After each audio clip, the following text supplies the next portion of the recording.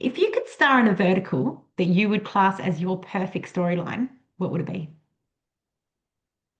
Wow. Okay. Okay. Okay. Okay. All right. All right. I want um okay. Okay. Well, it's a vertical, so it's got to be I would like Kathy, I really want to be the leading cowboy. I really really Mhm. want to be the leading cowboy. Um but something crazy has to be going on. So obviously we're going in a Yellowstone type of thing. I am um let's say my name is Trip uh, Trip Rivers. That's perfect. Trip Good Rivers. name. I am the CEO of a ranch. They don't have CEOs, but I do. I'm a CEO. Unfortunately, I've impregnated two women. Um, One is the mayor, and the other one is an astronaut. Um, and I have an opportunity to go be a space cowboy with the new one, but the mayor represents my roots. You know, we built this town together. So it's a struggle. There's a couple villains. I'm definitely going to get punched, but I'm fine. Kathy, I am going to land more punches than the other guy for once. Okay. uh, and there's got to be stunts. So I'm going to be on a Mhm. horse. I don't want to fall off a horse. Okay. I'm not trying to do that, but I want running. I want Mhm. jumping. You know, like we're going to, yeah, like there's going to be a little bit of space in there, just to, a nod Mhm. to the ridiculousness. I'm going to be in space, but that's when I'm going to get in a fight with her and I'm going to come back down to earth because that's the metaphor, truly, Kathy. Like we have to be Mm. down to earth, Yeah. and we have to run this ranch and roll credits after the sunset. Done. Yep. And Now I oh, it want to will see be that. yeah, it will be called yes, my yes, Revenge on the Ranch for my astronaut wife. Done. That goes with all the titles out there, so I think it'll work. I think I just did it. Yep. Thank you very much for the opportunity. Yes. All right. If you could go back and play one of your characters for 24 hours just for fun, who would it be? Mm, mm, okay. For 24 hours. Uh, okay, okay. I'm actually gonna pick the one that's not out yet that I just did, and I'm sorry because nobody can reference it, but I just did 4 days on set last week. As his name is Jonah Strider, and he is the like annoying, screw up older brother of the leading man. And of course, we're in a competition because our dad somebody needs to be the CEO and take over. Mhm. But it's whomever is the most settled, you know. So Mhm. it's a thing of like the leading man has to find himself a girlfriend to bring to the event so that he looks stable. But it's, she's a stripper and it's a kind of a pretty woman thing. But I'm not diabolical because I'm not the big, but I'm just like annoying and kind of like aggressive and I'm like womanizing, but like I'm always drunk too. Like I interrupt the gala and I take the mic. That is so fun. I honestly, Kathy, like I'm a pretty smart dude, but I want to play dumb and like Mhm. I want to play like I love the dumb jock. I love the Joey Tribbiani on Friends. Like Yeah. so just to be like, "Oh, what?" That's so fun. So I want to play Jonah Strider for 24 hours and just lose all my friends and get arrested probably, but yeah, have a blast. Yeah. Now I can't wait to see it to reference Yeah. that. Yeah. It'll be coming out probably in a month or something. Yeah. Yeah. Yeah. All right. What is your funniest moment on set? Funniest moment on set. Mm. Okay. Let's see here. Uh, okay. M- Me and Rebecca Bird on the set of this of Deadly Trap for the cheating husband. Um, we we had an all Ukrainian crew. Um, we loved them so much, but we had so much fun with the way that they would speak words.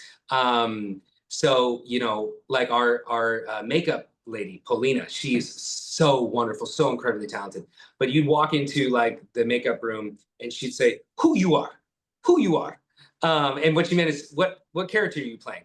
But Yeah. she's got that Eastern European hardness to her. So it's who you are. Or I had like a little pimple on my neck, and she came up and she said, "Who is this?" I mean, it's I don't know. His name is Gary. I've named him. But I think that like there's a scene where like we're having a wedding. I mean, it turns into the red wedding. I am kicking her in the stomach. I mean, a Oh, horrible bunch of horrible stuff. But the amount of laughter that is available to us at that time, because we're making it, this is yeah. so silly.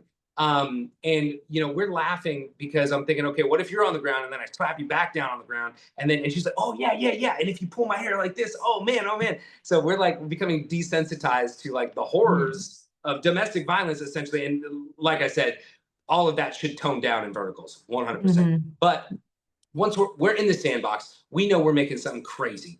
I mean, just so much like laughter over the ridiculousness of this. And then our director Alexi just coming in and sort of saying, or no, I'm sorry, Oleg, not Alexi, that was our DP.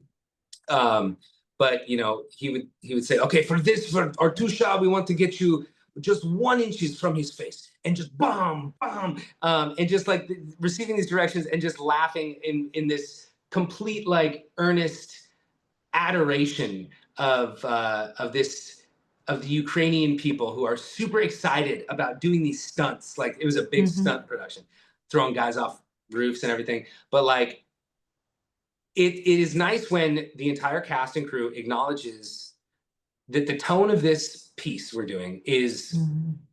wild, is out of control. So let's laugh about it. Let's have fun. And then when they call action, we're in the zone, but Hmm. it's hilarious.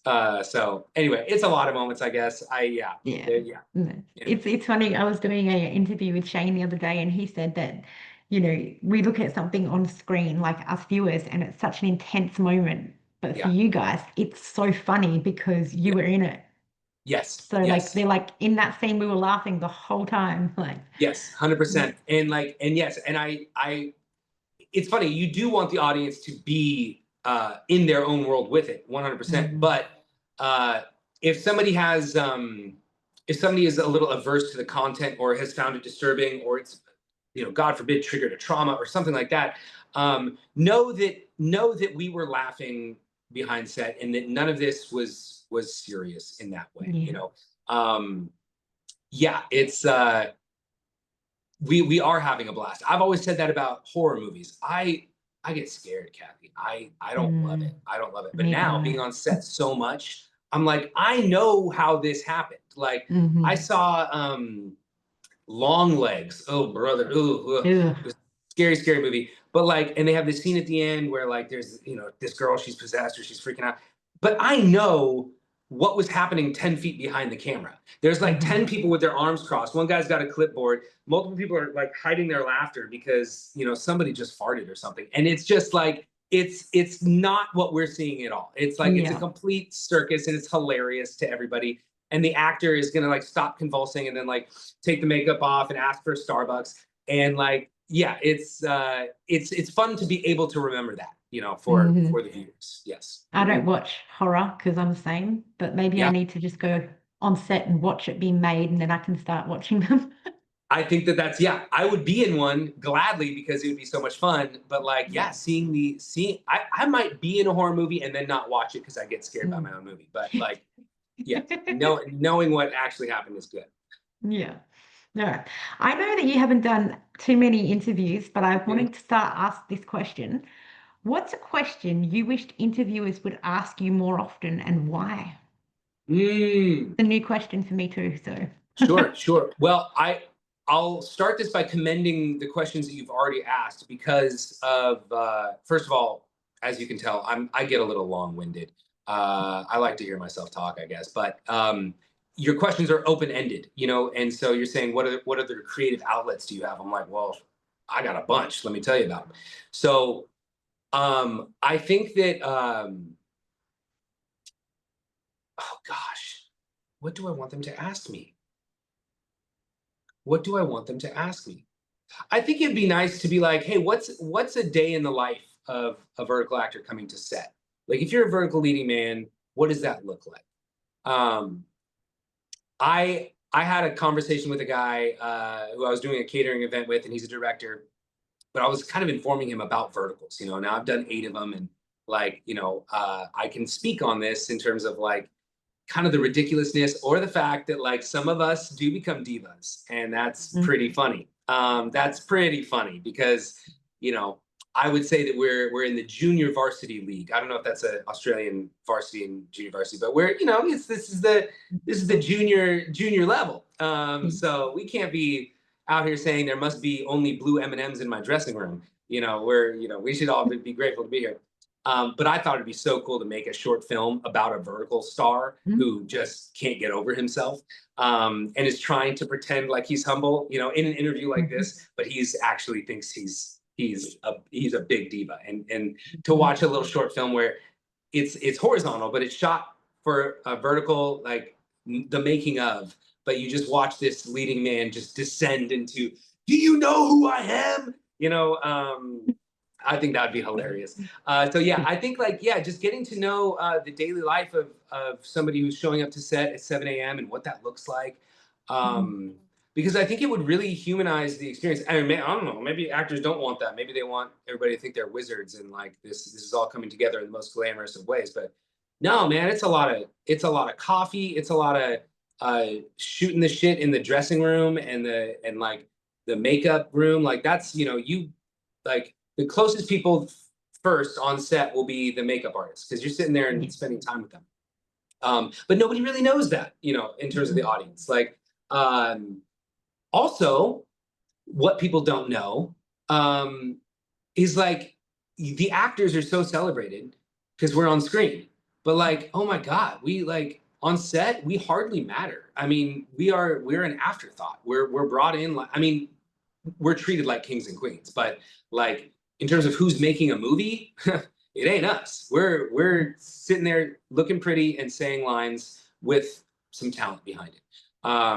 But yes, there are so many people working so hard on these sets. And when you enter one, you are entering a fully functioning world.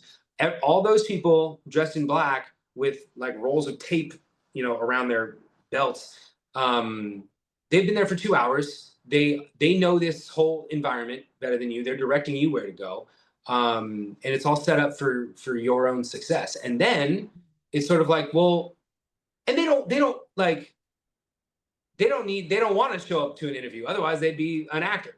So I'll take the job. Yeah, no problem. But I do think it's like it would be cool if the audience knew what a day on set would look like. Anyway, you've probably asked it before of somebody, but I've only ever asked it once, actually. I had an interview with Casey Esser and I asked him that question. Yes. Well, it is cool too, and I haven't met Casey yet, but I've worked with a lot of people who've worked with him, speak so highly of him.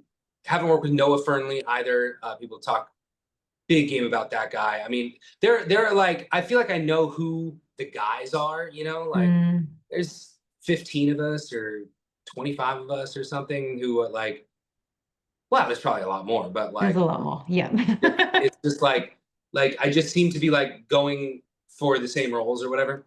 But it's interesting, like I'd be able to talk shop with these guys so easily because we all have the same experiences. And they're different production companies and all that, but isn't that cool? Like it's a whole world. It's like we all play baseball. Like I just play on this team in this state and you play, but the rules are the same. And we know what to do when we get on the field.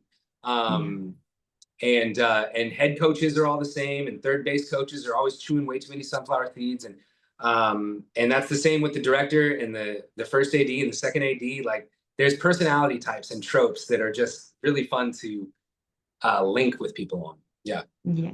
I mean, I know a lot of these leading men had never actually met each other before. Like they knew of people, but they didn't meet them. And then they had Verticon recently and they all got to meet, which was fantastic. No, that is really cool. And I basically, it's funny because yes, like it's a community, and I know that the girls, they have a massive like WhatsApp group chat, like 120 of them or something. And for them, it like kind of acts as a like a union. You know, they can discuss treatment rates, all of that. Love that. And Love that. I think that the dudes have attempted that, and maybe it's not, or maybe I'm just not in the fold. But yeah, I want to be a part of this community. I want to go to the events with these guys and meet everybody.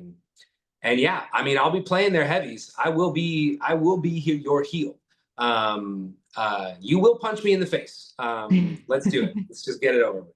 And the key words there is I will. I will. You will. Yes.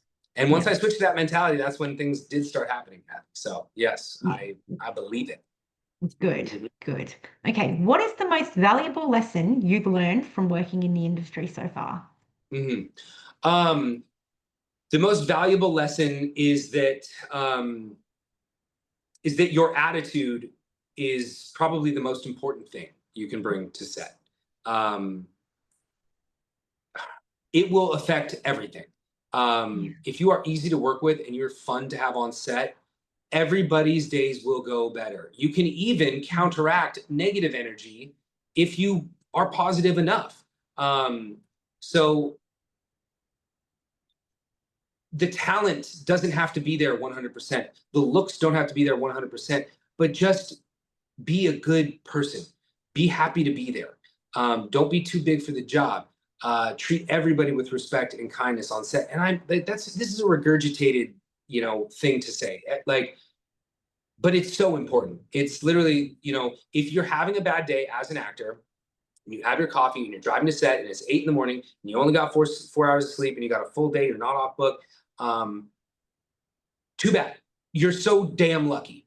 So shut up, put your smile on, and say hi to every single PA that is coming and directing you to where wardrobe is today, because you are very lucky to be here.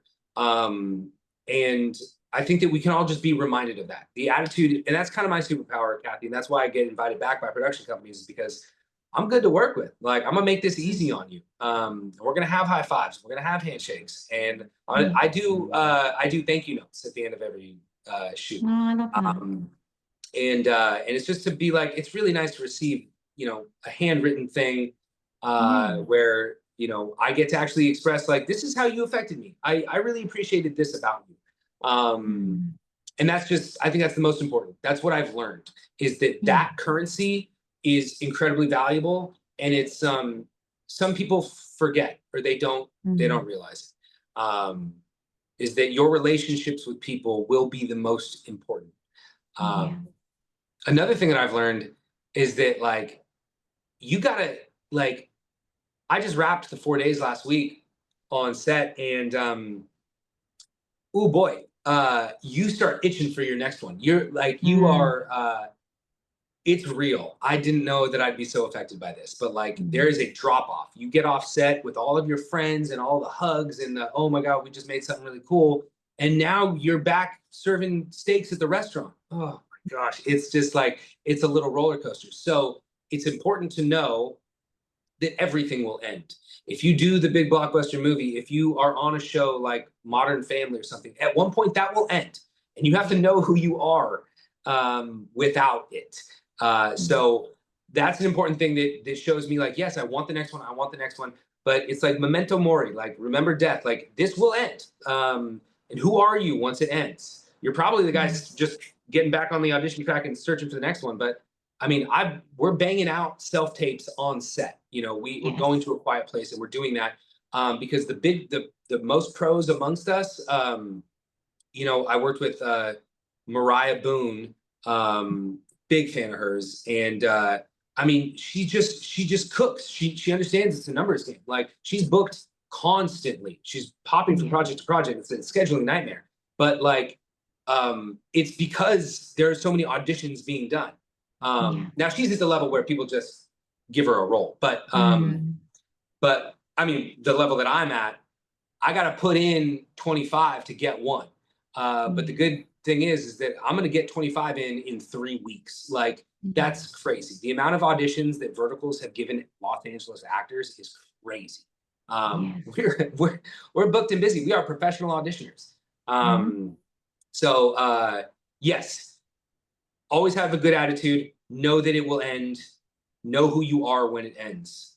Those are the things that are necessary. The rest of it, that's just technical. Don't touch the extension cord that electrical is trying to move from one room to the other. They don't need your help. They don't want your help. Yeah. Yeah. I mean, I'm not in that world, but I think me personally would be learn everyone's name. Yeah. That would be something that I That's would. huge. That's huge. If you're able to speak their first name to them, Yeah. to be honest, like I noticed that like it does seem to me that a lot of crews don't expect you to. Like there's sort of there's the grips and the PAs and stuff. I've noticed a lot of surprise when I do remember their name. Because my name is constantly being said over and over on the walkie-talkie, like I'm bringing Tyler's flying into set, whatever. You don't get to know these guys' names unless you make that effort. So do it. Yes. Yeah. I agree. Okay. Since you're a villain, how do you navigate playing a character when you don't agree with their motives? Oh boy. You have to go full send. That's what it is. I'm not finding things in common with these guys. I'm not. I am going full cartoon villain send. So that means that my voice is not going to sound like my voice. It's going to be dad voice. It's going to be authoritative and already fake. So I'm already removed. And oh my God, Kathy, I've played so many guys who like their morals are defendable, and they never like their character arc throughout the story. They never there's no redemption. There's they are just bad dudes, and yet they don't die. They're in the whole movie. Sometimes I don't get that. I'm like, why am I not dying? But I think that let's speak on something that like domestic violence, right? I've had to theatrically backhand a couple women, right? I would never, could never, don't agree with any of this at all. So it means my logic is to show the audience that of course this isn't me at all. I have to be fully evil when I do it. Something like that. That means it's funny. It's a little bit meta because I'm aware of what they're looking at. So I want them to know that this actor is not doing this in a subtle character actor sort of way. No, he's going full caricature, and that tells us that he's a good guy. Honestly, that's my logic. I don't know. Is that ironically if you don't agree with their morals, then don't continue to don't find common ground. Don't make this like yourself. Make it a caricature and go full send. And in fact, let it be so ridiculous that it's funny and it's fun for you and for the people around you. And then after you do a take where you have to hit somebody or you say some horrible thing, turn to everybody and make a joke. Do this. Everybody knows it's ridiculous. That's how I do it. That's how I do it. Is full send. Is in short. Yeah. That's good. All right. One last question. What does a good day on set look like for you? A good day on set, first of all, I want to be there as long as everybody else has been there. I don't want to go home early. Okay. I don't know how to really do that. I will kind of hang around for a while. Because my regular life is not as exciting as set. Come on. So perfect day on set. We're starting at like 10 a.m. Okay. Not 7. We're starting at 10 a.m. We are, I like being at a house. I like being at one of these mansions. And I've repeated so many. Not a film studio set and not outdoors because it might be hot. But a house is really nice. And then you get to lounge and pretend it's yours. So that I want to do, I want to have a fight scene. So I want to stunt on that day. And I want on the same day to be able to have a scene that plays out for an actual 5-7 minutes where we're not interrupted by a voiceover or a flashback, where we can settle into a scene and as actors make that the whole rehearsal process and like, and really act and find some moments, because when that happens, oh my gosh, I'll come up to my co-star and I'll be like, oh my God, hey, high five. Like we did something there. We found something that's exciting. That doesn't always happen. And then we all wrap at the same time. We all wrap at 7 p.m. and we get enough sleep and we come back the next day.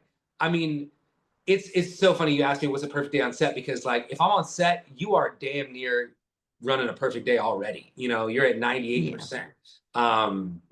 But if it was to be perfect, 10 a.m. start, 7 p.m. wrap, fight scene, and real acting. Oh boy, you can't do it. No, you can't do better than that. I mean, I'll be calling my parents, my best friends, telling them what a great day that was. Yes. Yeah. There's so many different answers to that question. Like a lot of people lack the 7 a.m. start time. Yeah. Because it's like a 7 to 7 type thing most of the time. Most of the time, I feel that like the 12 to 12s would be harder because you're up so late. I think they it's would. more for regular sleep schedules that they like Yes. that. That would be wonderful. You know, 2 verticals ago, this one called Deadly Trap. Our first night started at it was 4 p.m. to 4 a.m. We did Oh, an wow. overnight on the first go around, and I was like, man, that is ballsy. Like you guys are we're throwing us into sleep deprivation at the very start. Day one. See what happens. And everybody's good for one of those. But if you run them back to back. But that night was also very exciting because we were at the top of a downtown LA building, throwing a guy off of the building. And it was very exciting. It was just, okay, well, let's drink the coffee and go to bed when we can, but We'll keep awesome. it interesting. Yes, exactly. Like if we're gonna be up all night, let's be throwing people off buildings. Yes. So yeah, oh, it's so cool. You've talked shop with so many of the people that like you. Yeah, it's so interesting, Kathy. You know this world, like I know a bit of it. I don't know as much no, as you you guys definitely do. do, Like, I but feel like you know as much as I do because of like these conversations, like, and receiving different answers to these same questions. That's so interesting. Like, what does this guy think about this? Or what, our days have probably looked so similar, but yeah, we all have different answers. That's so interesting. Anyway. yeah, the different perspectives are interesting. Yeah. Yeah. Anyway. Yeah. Well, thank you so much for taking the time to have this interview with me today. Kathy, this was lovely. Thank you so much. I'm sure it's not our last either. We'll be in touch. Definitely.